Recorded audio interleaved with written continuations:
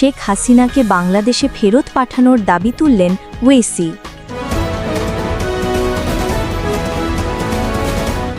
Breaking news, গোলাম মাওলা রনির মুখোশ খুললেন ফারজানা। অবৈধ অভিবাসীদের উগান্ডা পাঠাচ্ছেন মার্কিন সাবেক প্রেসিডেন্ট ডোনাল্ড ট্রাম্প।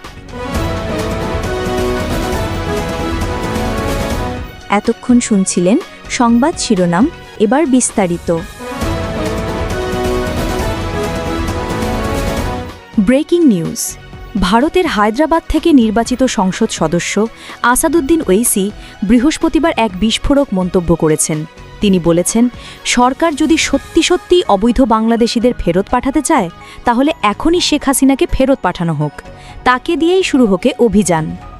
ওয়েসি এই মন্তব্য করেছেন ভারতের জনপ্রিয় পত্রিকা দ্য ইন্ডিয়ান এক্সপ্রেস আয়োজিত আইডিয়া এক্সচেঞ্জ অনুষ্ঠানে। ওয়েসি শুধু হায়দ্রাবাদের সাংসদ নন, তিনি অল ইন্ডিয়া মজলিস-ই ইত্তেহাদুল মুসলিমিন, সংক্ষেপে AIMIM-এর প্রধান। অনুষ্ঠানে তাকে প্রশ্ন করা হয়, সীমান্তে যেভাবে বাংলাভাষীদের অনুপ্রবেশকারী হিসেবে চিহ্নিত করে হয়রানি করা হচ্ছে, জোর করে সীমান্তে ফেলে দেওয়া হচ্ছে, এ বিষয়ে তার অভিমত কী? উত্তরে ওয়েসি বিজেপি সরকারের তীব্র সমালোচনা করেন। বলেন, দেশের ভেতরে বিদেশাতঙ্ক ছড়িয়ে দেওয়া হচ্ছে, বাংলাভাষীদের যেই দেখছে তাকেই বাংলাদেশি বলে ধরে নিয়ে জেলে ভরা হচ্ছে, আবার সীমান্তে ঠেলে দেওয়া হচ্ছে। এরপরই তিনি বোমা ফাটান, প্রশ্ন তোলেন, বাংলাদেশের সাবেক প্রধানমন্ত্রী শেখ হাসিনা কেন ভারতে রয়েছেন? তিনিও তো বাংলাদেশি, তাই না? তাকে কেন দেশে ফেরত পাঠানো হচ্ছে না? ওয়েসি স্পষ্ট ভাষায় বলেন, 2024 সালের অগাস্টে শেখ হাসিনা গণঅভ্যুত্থানে ক্ষমতাচ্যুত হওয়ার পর থেকেই ভারতে বসবাস করছেন, অথচ সাধারণ বাংলাভাষী শ্রমিকদের কোনো যাচাই বাছাই ছাড়াই বাংলাদেশি অনুপ্রবেশকারী আখ্যা দিয়ে সীমান্তে ফেলে আসা হচ্ছে। ওয়েসির মতে, দেশকে যদি অনুপ্রবেশকারী মুক্ত করতে হয় তাহলে শেখ হাসিনাকেই ফেরত পাঠিয়ে শুরু করুন। তিনি আরও বলেন, ভারতের উচিত বাংলাদেশের জনপ্রিয় অভ্যুত্থানকে স্বীকৃতি দেওয়া এবং নতুন সরকারের সঙ্গে সুসম্পর্ক গড়ে তোলা। নিজের বক্তব্য ব্যাখ্যা করতে গিয়ে ওয়েসি উদাহরণ টেনে বলেন, বাংলাভাষী শ্রমিকদের মালদহ, মুর্শিদাবাদ থেকে ধরে নিয়ে কখনো পুনে থেকে উড়াজাহাজে তুলে এনে কলকাতায় নামিয়ে তারপর সীমান্তে ছেড়ে দেওয়া হচ্ছে, অথচ তারা আদৌ বাংলাদেশি কিনা সেটা পর্যন্ত যাচাই করা হচ্ছে না। অন্যদিকে শেখ হাসিনা ভারতে থেকে বিবৃতি দিচ্ছেন, বক্তব্য দিচ্ছেন, অথচ তাকে নিয়ে সরকার চুপ। ওয়েসি অভিযোগ করেন, দেশে এখন এমন অবস্থা তৈরি হয়েছে যেখানে শুধু বাংলা ভাষায় কথা বললেই মানুষ বাংলাদেশি হয়ে যাচ্ছে, পুলিশের হাতে অকারণে মানুষ গ্রেপ্তার হচ্ছে, আর বিজেপি সরকার এই বিদেশভীতি ব্যবহার করছে রাজনৈতিক স্বার্থে। বিহারেও চলছে ভোটার তালিকার সংশোধনের নামে মুসলিমদের নাম কেটে দেওয়া প্রক্রিয়া। ওয়েসি বলেন, আমার নিজের দলের সমর্থকরাও এই হয়রানির শিকার হয়েছেন। বাংলাভাষীদের এভাবে ধরপাকড়ের কারণে ভারত বাংলাদেশ সম্পর্কেও তৈরি হয়েছে উত্তেজনা।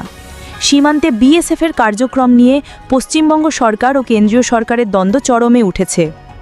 কলকাতা ও আসাম সীমান্তে প্রতিবাদ চলছে। তৃণমূল কংগ্রেস সংসদেও এর বিরুদ্ধে সরব হয়েছে। ওয়েসির কড়া সমালোচনার লক্ষ্য স্পষ্ট, বিজেপি এবং তাদের বিভাজনমূলক নীতি। সব মিলিয়ে প্রশ্ন উঠছে, শেখ হাসিনাকে দেশে ফেরত পাঠানোর দাবি কি নতুন কোনো বিতর্ক উস্কে দেবে, নাকি সত্যি শুরু হবে এক নতুন অধ্যায়? এতক্ষণ শুনছিলেন আসাদুদ্দিন ওয়েসির বিস্ফোরক বক্তব্য ঘিরে বিশেষ প্রতিবেদন। এই ছিল breaking news. Breaking news, Patuakhali 3 আসনের আওয়ামী লীগের সাবেক সংসদ সদস্য বিতর্কিত নেতা গোলাম মাওলা রনির মুখোশ খুলে দিলেন তার দ্বিতীয় স্ত্রী ফারজানা আফরোজ। কয়েকদিন ধরে সামাজিক যোগাযোগ মাধ্যমে নানা গুঞ্জন চলছিল। রনির দ্বিতীয় বিয়ে, পাত্রীকে কবে বিয়ে হলো, কেন বিয়ে হলো, এসব প্রশ্ন ঘুরপাক খাচ্ছিল। কিন্তু গতকাল বুধবার রাতেই সবকিছু স্পষ্ট হয়ে যায়। সাংবাদিক ইলিয়াস নিজের ভেরিফাইড ইউটিউব চ্যানেলে প্রকাশ করেন এক ভিডিও বার্তা। শিরোনাম দেন, সম্পত্তির লোভে 2 সন্তানের মাকে ভাগিয়ে বিয়ে করে রনি।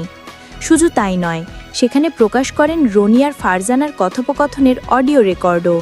মুহূর্তেই বিষয়টি ভাইরাল হয়ে যায়। ফারজানা নিজেও মুখ খুলেছেন। রনির প্রতারণা, চাপ আর সম্পত্তির লোভ সবকিছু তুলে ধরেছেন তিনি। তিনি জানান, স্বামী থাকা সত্ত্বেও রনি তাকে বারবার বিয়ের প্রস্তাব দিত। আমি তো স্বামীসহ ভালো আছি বললেও রনি নাছোড়বন্ধা। একসময় বলে বসে, আমি ইসলামের বাইরে যেতে চাই না, আমি তোমাকে বিয়ে করতে চাই। অবশেষে হোটেল র্যাডিসনে সম্পন্ন হয় বিয়ে, কিন্তু বিয়ের পর শুরু হয় নতুন নাটক। ফারজানা বলেন, বিয়ের সত্য প্রকাশ করতে চাইলে রনি থামিয়ে দিত, এমনকি নিজের ছেলের বিয়েতেও তাকে যেতে দেয়নি। আরেক চাঞ্চল্যকর ঘটনা ঘটে ধানমন্ডির বাসায়। ফারজানা সেখানে গেলে শাশুড়ি ভয়ে পুলিশ ডাকেন। পুলিশকে কাবিন দেখালেও ঘন্টার পর ঘন্টা জেরা সহ্য করতে হয় তাকে। ফারজানার অভিযোগ, আমাকে বিয়ে করার পর সম্পত্তি চাইতে থাকে রনি, আমি না বলতেই হঠাৎ ডিভোর্স। তিনি জানালেন, রনি এমনকি কাবিননামা ব্যবহার করে থানায় মিটিং এড়িয়ে চুপিসারে ডিভোর্স লেটার পাঠিয়ে দেয় চট্টগ্রামে। সাংবাদিক ইলিয়াস দাবি করেছেন, 2009 সাল থেকেই রনি ফারজানার পেছনে লেগেছিলেন। 2018 সালে তাকে দিয়ে স্বামীর সঙ্গে তালাক করান। পরে 2022 সালে বিয়ে করেন, আর কয়েক মাস আগে ডিভোর্স দেন কারণ কাঙ্ক্ষিত সম্পত্তি পাননি। আরও বিস্ফোরক তথ্য দিলেন ইলিয়াস। ফারজানার বাবা মা নেই, ভাই নেই, তিনি বোনের সম্পত্তি দেখাশোনা করেন, আর এই সম্পত্তি বাগাতে রনির সব ষড়যন্ত্র। গোলাম মাওলা রনির বিরুদ্ধে প্রতারণার অভিযোগ এই প্রথম নয়, কিন্তু এবার তার ঘনিষ্ঠজনই মুখ খুলেছেন। এবার কি তবে সত্যিই মুখোশ খুলে গেল?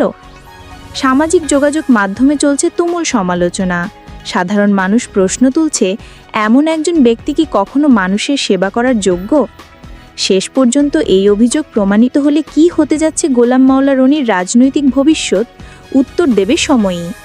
অবৈধ অভিবাসীদের উগান্ডা পাঠানোর চাঞ্চল্যকর সিদ্ধান্ত নিয়েছেন মার্কিন প্রেসিডেন্ট ডোনাল্ড ট্রাম্প।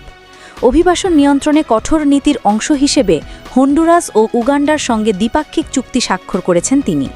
চুক্তি অনুযায়ী নিজেদের নাগরিক নন এমন অভিবাসীদের গ্রহণ করতে সম্মত হয়েছে দেশ দুটি।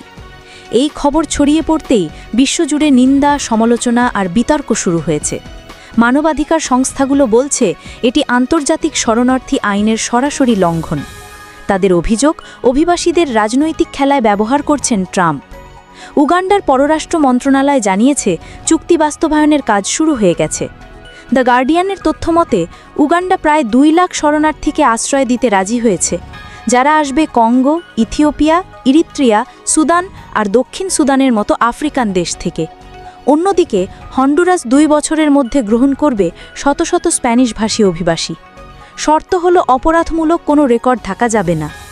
তবে মোট কতজন অভিবাসীকে পাঠানো হবে তা এখনও স্পষ্ট করেনি ট্রাম্প প্রশাসন। এদিকে যুক্তরাষ্ট্র, মেক্সিকো সীমান্ত থেকে আটক এশীয় ও আফ্রিকান অভিবাসীদেরও পাঠানো হবে উগান্ডায়, যা অভিবাসী সংকটকে নতুন মোড় দিতে পারে বলে মনে করছেন বিশেষজ্ঞরা। ট্রাম্পের দ্বিতীয় মেয়াদের নির্বাচনী প্রচারণার অন্যতম প্রধান প্রতিশ্রুতি ছিল অবৈধ অভিবাসীদের বিতাড়ন। ক্ষমতায় ফেরার পর থেকে সেই প্রতিশ্রুতি বাস্তবায়নে আরও আক্রমণাত্মক হয়ে উঠেছেন তিনি। সম্প্রতি সুপ্রিম কোর্টের রায়ও তার নীতিকে আরও শক্তিশালী করেছে। কিন্তু মানবাধিকার সংস্থাগুলো বলছে এই নীতির ফলে হাজারো শরণার্থী মারাত্মক নিরাপত্তা ঝুঁকিতে পড়বে। বিশ্বব্যাপী সমালোচনার ঝড় বইছে ট্রাম্প প্রশাসনের বিরুদ্ধে। এখন দেখার বিষয় এই সিদ্ধান্ত বাস্তবায়ন হলে আন্তর্জাতিক রাজনীতিতে কী প্রভাব পড়ে।